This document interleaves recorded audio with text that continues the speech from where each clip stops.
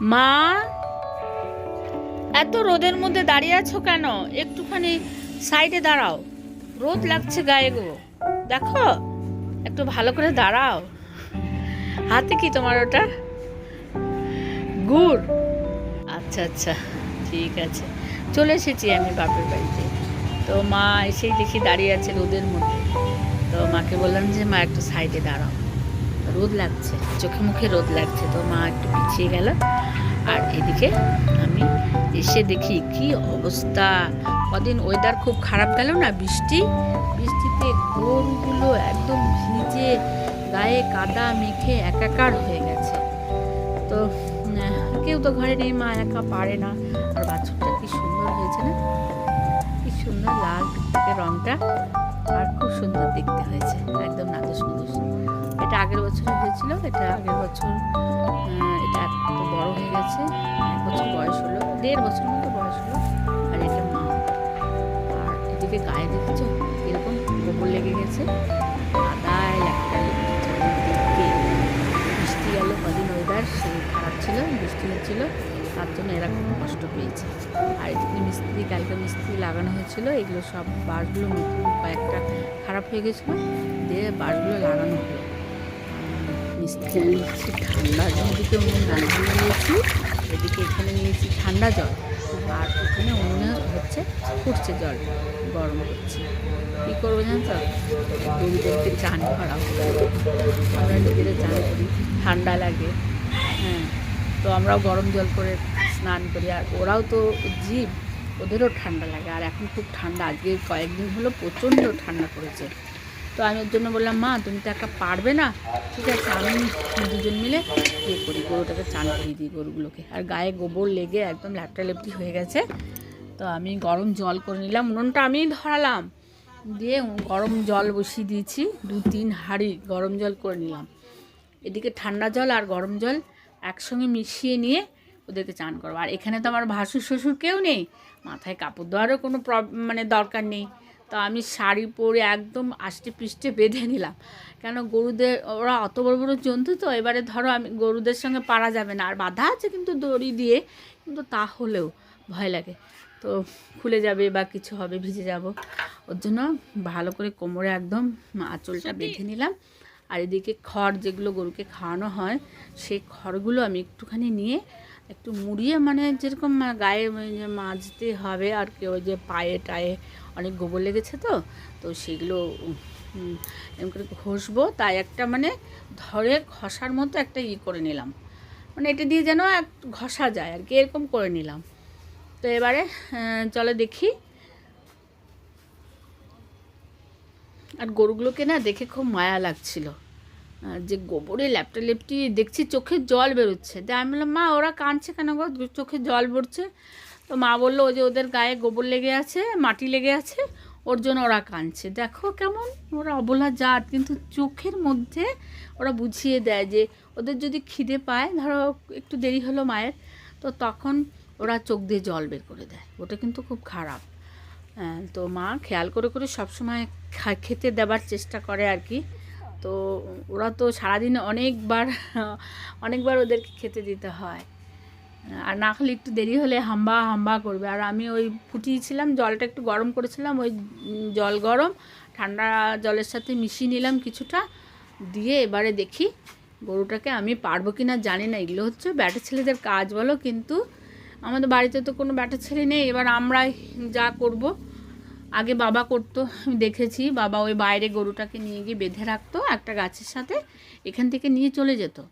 আর আমরা যদি এখান থেকে খুলি, তাহলে ওদেরকে আর আমরা হাতে পাবো না, জানো তো। ওর জন্য এখানেই, যেখানে ওরা থাকে সেখানেই ওদের গায়ে জল দিয়ে দিলাম, আগে জল দিয়ে ভিজিয়ে নিলাম, একটু উষ্ণ উষ্ণ গরম জল আর ঠান্ডা জল দিয়ে ওদেরকে কিছুক্ষণ ভিজিয়ে রেখেছিলাম, দিয়ে তারপরে এই যে একটা ছোবড়া মতো বানিয়ে নিলাম, মানে খড় আর কি, বিচুলি গোটা বিচুলিগুলো মুড়িয়ে একটু বানিয়ে নিলাম, যেন হাতে করে নিয়ে যে ওদেরকে যেন মানে ঘষে ঘষে ময়লাগুলো উঠানো যায়। তো তার জন্য ঘষে আর দেখো কেমন করছে, আর ঠান্ডা লাগছে কিন্তু ওদের, ওর জন্য আবার ডাবার উপরে পা দুটো তুলে দিয়েছে।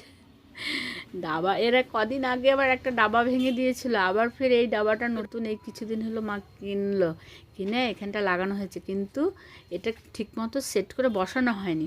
সব মিস্ত্রি কাজ ঠিকমতো পারে না, আর একটা মিস্ত্রি নিতে হবে। এই মিস্ত্রিটা না টুপিটাপা দিয়ে মায়ের কাছে অনেকগুলো টাকা নিয়ে চলে গেল। মাত্র 6টা, এদিকে 6টা খুঁটি পুঁতেছে, ওইদিকে 6টা খুঁটি পুঁতেছে, আর টিনগুলোকে একটু উঁচু করে, নিচু ছিল ওগুলোকে একটু উঁচু করেছে, ব্যাস তাই 900 টাকা নিয়ে নিয়েছে দুজন মিলে। তো আর একজন আসবে বলেছে মা, এরা তো যা করলো আরেকজনকে ডাকো, ডেকে পরে এবারে এই নিচের দিকটা না ইটগুলো সরে সরে গেছে, ওগুলো একটু ঠিকঠাক করতে হবে, আর একটা মিস্ত্রি নিতে হবে। তা ওখানে না মিস্ত্রির খুব মানে ড্যামাক আর কি। তো যাই হোক, কাজের জন্য তো নিতেই হবে, এগুলো তো আমরা পারবো না, সব কাজগুলো পারবো না। তো যখন কাদা কাদা হয়ে গেল, আমি আবার একটু ছাটিয়ে নিলাম, একটুখানি কাচিয়ে দিই, তাহলে ওরা দাঁড়াতে পারবে, এখানটা দাঁড়াতে পারবে, বেশ ভালো হবে। আর একটু ঝাঁটিয়ে দিলে পরে যে জল কাদা গোবর এগুলো পায়ে লাগলে ওদেরও মানে বিরক্ত লাগে ওদের, আর হাম্বা করতে থাকে। তো তার জন্য কাচিয়ে দিলাম। যতই কাচাচ্ছি ততই ওদের গা থেকে একটা জল পড়ছে। এখনো দেখো কেমন পা দুটো উপরে উঠিয়ে রেখেছে। এই সবে বিয়েছে আর কি, 1 মাস হলো বাছুরটা, 1 থেকে 1.5 মাস হয়েছে, তার বেশি হয়নি। বাছুরটা বেশ সুন্দর হয়েছে, ছোট্ট মতো, আর বেশ লাল টুকটুকে। আবারও আমি ওই করলাম, আর একটু গরম জল করে নিলাম, দিয়ে আর একটা গরু আছে। মা বলছে তুই পারবি না, আমি করি। আমি বলছি দাঁড়াও না, আমি ঠিক ভিজিয়ে দেবো। মা সেই আমাকে চিৎকার করছে, দাঁড়া ভেজে নি ঠিক মতো, হ্যাঁ দাঁড়া এরকম করছে। ওভাবে দিলে হবে না। আমি বললাম দাঁড়াও, আস্তে আস্তে রয়ে দিতে হবে, নাহলে ওরা করবে, ওরা ছটপট করবে, দড়ি ছিঁড়ে যেতে পারে। আবার দড়ি যদি ছিঁড়ে যায় না, ব্যাস সর্বনাশ হবে।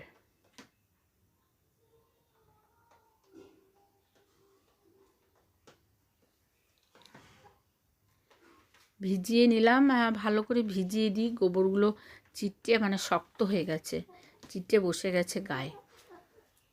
এই গরুটাও খুব তেজালো আছে। এগুলো অ্যাকচুয়ালি ব্যাটা ছেলে পুরুষ মানুষের কাজ, কিন্তু কিছু করার নেই।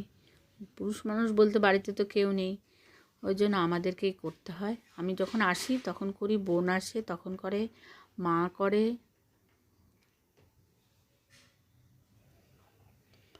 এই বাছুরটার গায়েও কেমন ভাবে গোবরগুলো চিটে বসে গেছে, পারবি না। তো ভালো করে ভিজিয়ে দিলাম। এবার আমি একটুখানি এই যে এই পাশটাও ভিজিয়ে দেবো, ওই পাশটা ভিজিয়ে দিয়েছি, এই পাশটা ভিজিয়ে দেবো, সুন্দর করে ভিজিয়ে দেবো। কিছুক্ষণ থাকবে, তারপরে যখন নরম হয়ে যাবে, একটু নরম হয়ে যাবে, তখন এই ছোবড়াটা দিয়ে, ছোবড়া বলতে এই যে গোটা বিচুলিটাকে মুড়িয়ে নিয়েছি, দিয়ে ঘষে এরকম করে ঘষে ওইদিকে মা আবার গরুটাকে কী যেন একটা খেতে দিয়ে গেল। গোয়াল ঘরে গেলে না একদম স্নান না করলে হবেই না। ঘষে ময়লাগুলো উঠিয়ে দেবো, তাহলে ওরা একটু আরাম পাবে।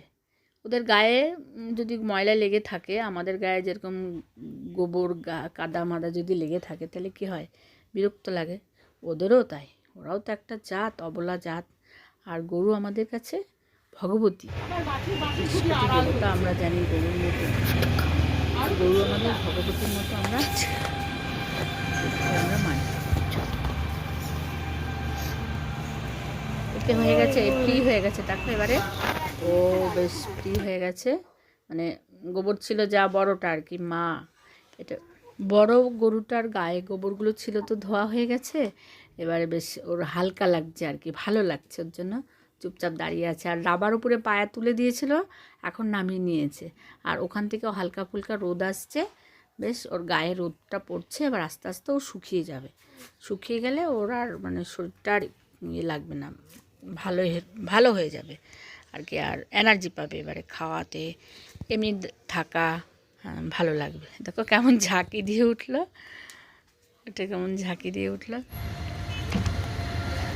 গরুগুলোকে স্নান আমার করানো হয়ে গেল, এবার একটু খাওয়াতে নেবো।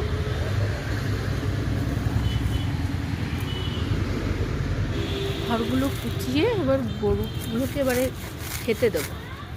খেতে দিলে এত পরিশ্রম হলো, এবার গরুকে খেতে না দিলে আর অনেকক্ষণ খেতে দেওয়া হয়নি, কেননা ওই চান করাতে প্রায় 1 ঘন্টার উপরে লেগে গেছে, দুইজনকে স্নান করাতে প্রায় 2 ঘন্টা।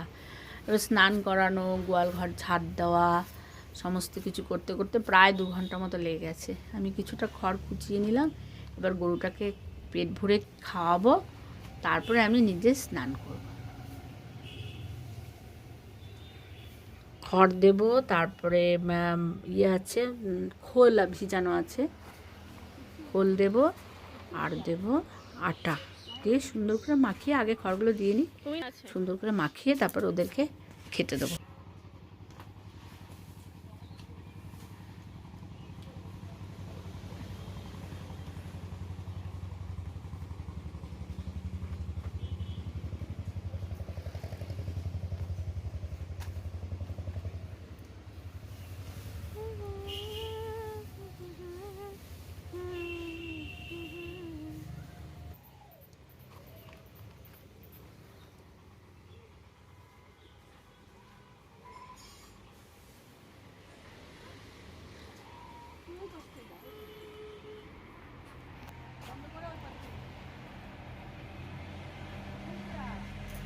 বাপের বাড়ি এলে একটা সুবিধা কী বলো তো, মা রান্না করছে ওইদিকে, আর আমি সারাদিন কাজ করি, যতই কাজ করি না কেন জানি মা রান্না করছে, গিয়ে খেয়ে নেবো, স্নান করে খেয়ে নেবো, তাহলে কোনো অসুবিধে নেই, পরিশ্রমটা গায়ে লাগে না।